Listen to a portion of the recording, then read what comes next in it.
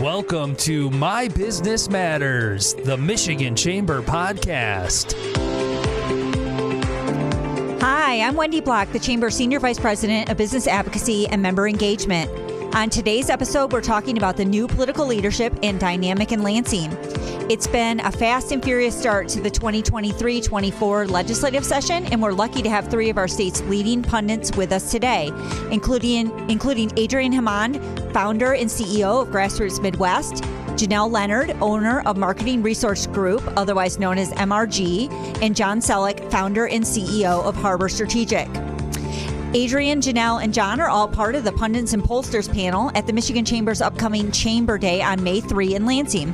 Chamber Day is an opportunity for people to come to Lansing for our version of a lobby day and an opportunity to network with business community and other thought leaders and connect with Michigan's top policymakers on issues impacting our state and our business climate. We hope you'll register at www.michamber.com. But for now, we've got a lot to talk about, so let's dive right in. So I'm going to open this up to all three of you, but we have a completely new dynamic in Lansing with Democrats in complete control from the governor's office and both legislative chambers. It's been 40 years in the making and something none of us have ever experienced. What's the first few months? What has surprised you most and why? Maybe Jenell, we can start with you. Sure, absolutely. The biggest thing that surprised me really is how well they have been able to govern in such a very slim majority. They only have a one-seat majority in both the House and the Senate, and anyone who's been either a staffer and or been a member knows how hard it is to get coalesce around issues. And even though they're passing a lot of party platform issues that generally they all agree on, they are coming out as one voice. They're coming out unified, and that's been a surprise to me over the past 3 months. What about you, Adrian? What do you think? Yeah, I've been really surprised and impressed by how quickly the two new legislative leaders have been able to take the reins and run their institutions from a governing perspective, like Jenell mentioned, but also just like the administration and operation of the two chambers. It's a really hard job. They don't have any experience being in charge. Virtually no Democrats that are on the inside still do. In the legislature. So I've been pretty impressed with how Speaker Tate and Senate Majority Leader Winnie Brinks have been able to wrap their arms around that and make things function, especially because this is the first kind of normal legislative session that we've had post-pandemic where people are there more or less full-time, legislating, negotiating. It's been fairly impressive. Yeah. John, what about you? Governing is hard. I think I've heard that so far a little bit here. What are your thoughts on this? Hopefully podcasting's not hard. Here we go.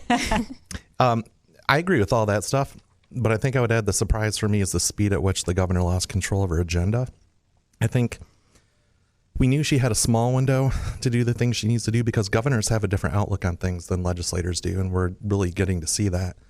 But maybe because of outside forces, maybe because so many of the people that are now in the House that are new are not ex-politicians, they are activists at heart, and they came here to do stuff, to kick stuff over, to burn things down.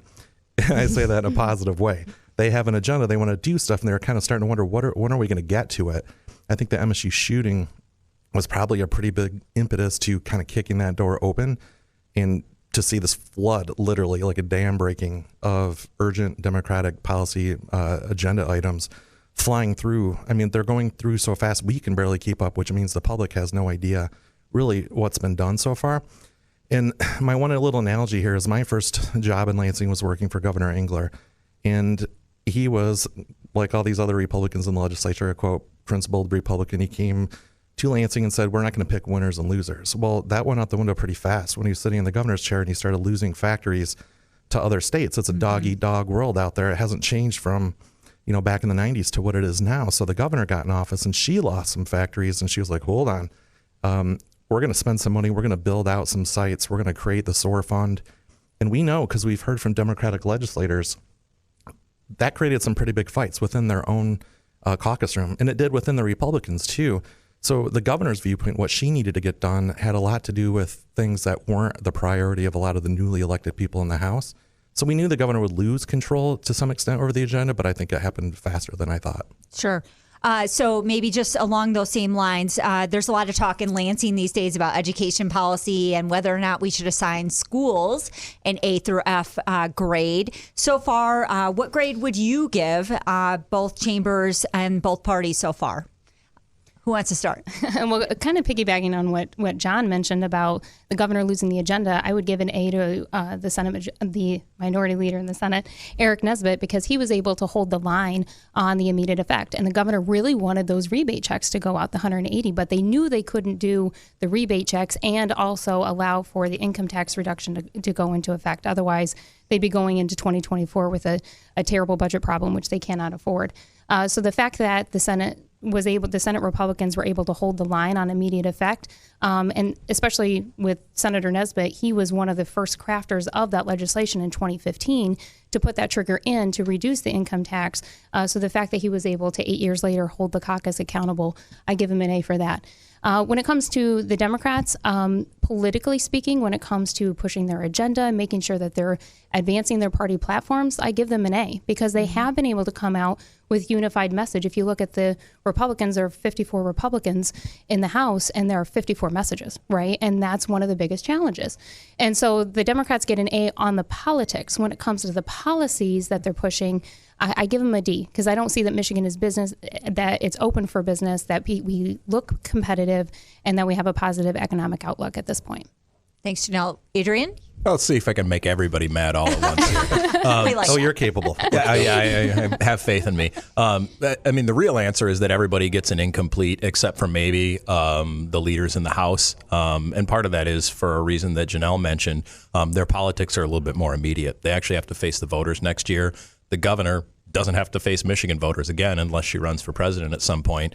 And the Senate doesn't have to face the voters. If she runs? I mean, things happen. The Senate doesn't have to face the voters for a few more years now. I would give Speaker Tate probably a solid B+. There have been a couple stumbles along the way, but as Jenell pointed out at the beginning, they have a very narrow majority, even narrower than the Senate, because they don't have the lieutenant governor to break ties. And I think that, considering the immediacy of the political issues that are going to face Democrats next year when they face the voters, I think he's done overall a pretty good job. I do think, to Janelle's point, that Senator Nesbitt, in his, unexpected role, I think, as Senate Minority Leader, has done a serviceable job. I wouldn't quite give him an A. I'd probably give him like a solid B or a B+. But really, the real grade there is an incomplete. I think from a policy perspective, I haven't been super impressed with what anybody's been able to accomplish yet. I think the one exception to that is, Democrats have overall done a pretty good job on the guns issue, I think. And what I mean by that is, they have done some sort of substantive gun reforms without completely overreaching. And that's reflected in the polling data that we've seen. Richard Schuba in Detroit News came out with some polling a few weeks ago and showed that the stuff that the Democrats are doing on guns is overwhelmingly popular. It's not reaching beyond where the public's at. And, there are plenty of opportunities for them in the future to overreach. But I think that they've done a nice job sort of holding the line on, broadly centrist policies that most people can get behind, which is part of the reason that I give Joe Tate his B+ and, give basically everybody else an incomplete. The minority leader in the House is he's finding his way. That caucus is weird, man. Quote of the probably day. did make some John, people That mad. was politically correct. What do you got? Wendy, I've got so many grades. I love this question. First and foremost, I had to take notes so I wouldn't forget all this stuff. On a raw power basis, we can step back. That's why Adrian and I do this boldly bipartisan thing. We can step back out of our day jobs. Thank you for being diverse and inviting the natural head of hair to the show We're today. glad to have you. Trust me, your hair is very nice compared to mine.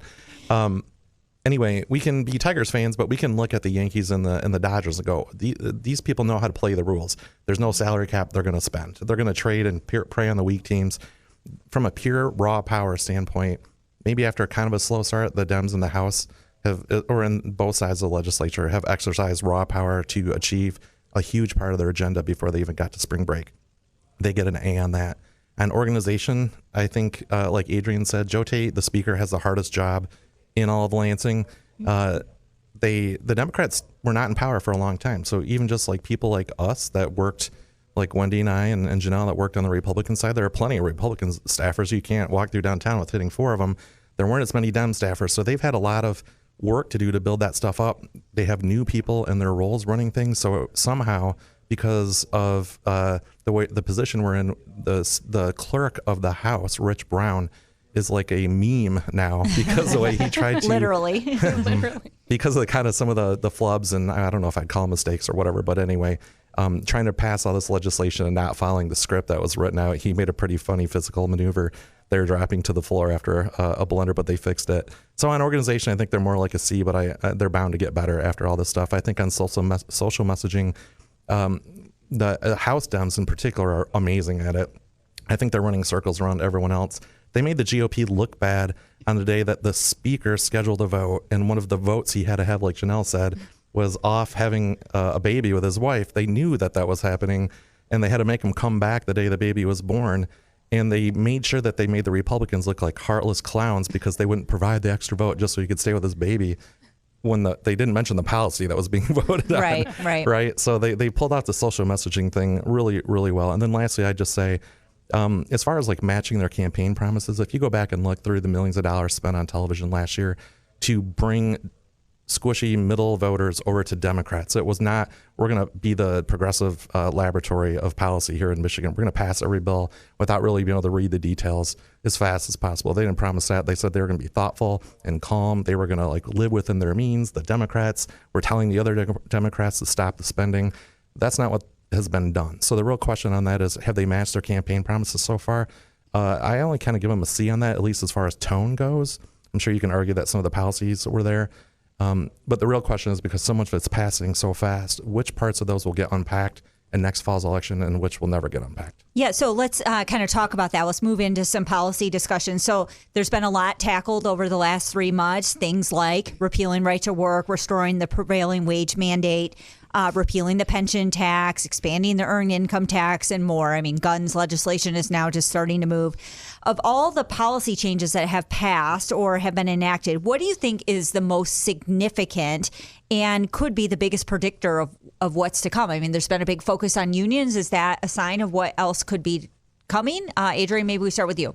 The answer is yes, right? We started talking about, the pent up demand over 40 years for Democrats. And yes, I mean, unions are a primary constituency for the Democratic Party in Michigan and in a lot of other places. And they have a long list, right? And a lot of union members have gone out and knocked doors and made phone calls. And, there's been a lot of money invested and all of those things, the nuts and bolts of politics. And so I do expect to see a lot more stuff in a sort of pro-union vein, and not necessarily always in the way that people expect. I think, the immediate issues that got moved, you mentioned right to work, prevailing wage, that's the sort of obvious stuff that's right. Just like very party line. I think that one of the real challenges for Democrats is going to be navigating some of the disagreements between core Democratic constituencies going forward. Once you get the sort of easy and obvious stuff from the perspective of a Democrat off the table, these folks don't always necessarily agree about stuff, right? There is a big difference in what is of interest to sort of the more, I'm not going to say this the way I usually do. Let's say blue collar unions. I was going to say something about roughnecks, sums. Between those unions, people who work in dirtier jobs, plumbers, operating engineers, electricians, people like that, and some of the more white collar union workers, which, folks like the education unions and some of the service unions. And I mean, even to some extent, the UAW. And UAW still has a lot of factory workers, but the biggest UAW local in the world is Michigan State employees. Right. I don't think a lot of people know that. And there is a divide between what interests those folks and how effectively Democrats are going to be able to keep them on side. I mean, there are some of those building trades unions where, you talk to, some of the leadership there and they'll tell you like a majority of their members voted for Donald Trump in 2016. Right. Because, they're not necessarily aligned with the Democratic Party on social issues, the general membership, but they like being part of their union. Right.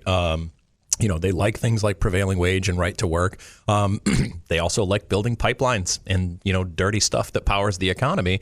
And that's not necessarily popular with some other Democrats. Yeah. You can see how some of these things could come to a head. Jenell, what do you think? Yeah, and I agree with that. I think the union agenda is going to continue, obviously, and the question is how far do they take it? For instance, there's the bills right now that would make it a tax exempt, the union the refundable tax credit, the refundable tax credits, all of these. And to Adrian's point, you're right. There are many people that appreciate the union, want to be a part of the union, but there are a lot of people that don't want to be part of the union either.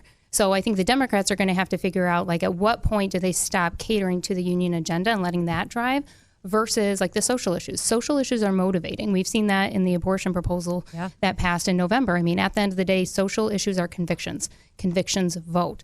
And Adrian pointed out that the polling is very good on the gun reform. They obviously took care of the 1931 law. So those are the things that are motivating voters. So the Democrats are going to have to decide whether or not they're going to continue to cater to unions that may or may not necessarily talk to the entire voter base that they need in 2024, or are they going to focus on the issues that are actually impacting the normal, average, everyday voter? John, agree, disagree? Yeah, I think all that stuff makes perfect sense. I think that the historical change that took place was Elliott Larson. That's going to be unpacked for years or decades to come. It was a long time coming, and it's moving maybe in a more direct progress, whereas the fight over labor versus business is like ocean waves. They're up and down. We're now going in a different direction.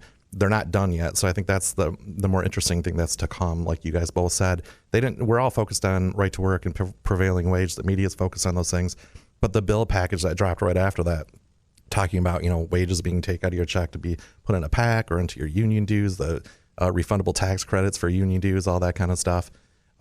There's a lot more to go on that front. Overall, it's that bigger picture of the House Dems. I said they got an A on power. I'm not saying they took this advice from Florida Governor Ron DeSantis, but he said that when he got elected the first time, he only had 50% basically of the vote. And so his staff was saying, you should trim your sails. You should be more careful, go down the middle. He's like, screw that. I maybe I had 50% of the vote, but I had 100% of the power right now. And that's what the Dems are doing. And I think that we'll probably see even more stuff we haven't even contemplated yet. They're going through so fast on the front end. They're going to have to keep shoveling coal into that fire to keep going for the rest of the year. But we have to remember they have a budget coming that they've got to get done as well. So I think that, there's going to have to be some sort of balance. That's Wendy's there. hope. The budget slows things down. Well, yes, okay. Hey, we haven't shut the government down since I was running the Appropriations Committee. Simmer down. Okay. So we're looking forward to having you all again as part of our Pundits and Pollsters panel for Chamber Day on May 3. What's the biggest thing that the three of you are going to be watching between now and then? Of course, we're going into a legislative spring break, 2 weeks off, but then I think everyone's expecting them to come back to town, energized. What are you watching for? What do you think might happen next, the big thing? I think it's the budget. Right. The state's loaded right now. And we can talk about how that money ended up in the state's coffers and whether that was wise. The money printer from D.C. can only go on for so long, I would think. But the state's loaded right now. Speaking of pent up demand, right? There is a lot of pent up demand for different sorts of programs, whether they're economic development or social welfare programs or whatever those things might be. And because of the narrow Democratic majorities, it's going to be tough to get people on side with budgets that can pass both chambers. Yeah. It's going to be very difficult to do that. And so I'm really curious to watch that process. Obviously, Appropriations is the committee that I staffed when I was in the legislature. So that's home turf. Nerd, you're telling us. Absolutely. I'm a budget nerd. But also, I think it's the next really interesting political thing is how many Democrats can you get on side for a budget and how many Republican votes do you need to go get? There are going to be things that are going to be unpopular with voters, especially swing voters in any budget. That's how budgets work. And Democrats and Republicans are going to want to lay off their most vulnerable members from having to vote for the budget. Yep. And so knowing that, what does it look like to try and get as many Democrats on side as you can, let your most vulnerable members take a walk so they don't have to take that difficult vote, and then bring some Republicans into the fold? What do they need to give away to Republicans to get those, whatever that number of votes is? It might be 5, it might be a dozen, right? Democrats flipped a lot of seats to get unified partisan control. They have a lot of members that are in relatively closely drawn seats thanks to the redistricting commission and that racial gerrymandering that they did. Just pissing people off all over the place. They have a lot of seats to cover there, more than the Republicans do because they have those majorities. Yeah. Jenell, what do you think? I want to watch the politics of the politics. It goes into the budget, but it's also a lot of bigger issues. I mean, they were able to conquer a lot in the past 3 months, but a lot of it was part of the party platform. Okay, so it's the gun issues, social issues, Elliot Larson, all of that. And yes, they do have a caucus of a lot of different ideologies within that caucus room. And how many of them have gone along to get along at this point, but now it's time for them to deliver on their individual campaign promises that they made in November. And at what point do they start coming in saying, okay, it's my turn? How does education look like? What does environmental policy look like? What does the budget look like? I mean, those are going to be a lot bigger issues that there's a lot of devil in the detail. And I think a lot of members are going to start calling the shots and demanding a little bit more. They got the big six done. Now what? Yeah, John.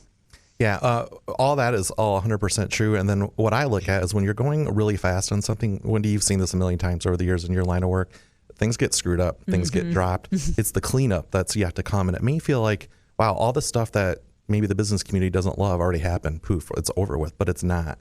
There's a lot more. There's going to be cleanup. There's going to be follow-up. And then there's all these trailer bills like we talked about on some of the union issues that they're going to get.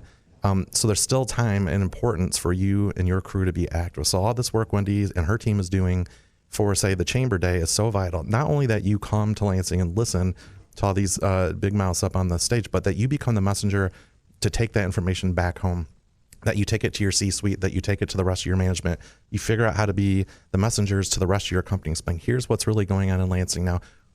How can we find the kind of people that have the real life stories within our own organization or someone else that Wendy can use and bring them to Lansing, have them testify, have them show up at legislative coffee days like they're going to be happening over spring break right now. The kind of work that Adrian and Jenell and I all do, like at my company right now at Harbor Strategic, when we're working with a business organization or an actual company, the first thing we do is figure out who are the third-party validators that will speak on your behalf. You may have a good story, but you're the interested party. So who else can we get? And the only way that people like Wendy in the Michigan Chamber can find the right people to come are through this process like the Chamber Day. So don't just come to Lansing, listen, have a good time, and head out. It's only the beginning of the process for you to be able to help the Chamber, your business, and the business community as a whole. Yeah, I love that. Thanks, John. And frankly, we've been working very hard to activate our members and make them, put them in a position where they can make their voices heard. It's hard to believe, but we're already out of time. We thank John, Jenell, and Adrian for joining us today, and we hope our audience will join us for Chamber Day on May 3. You can get registered at www.michamber.com. Until next time.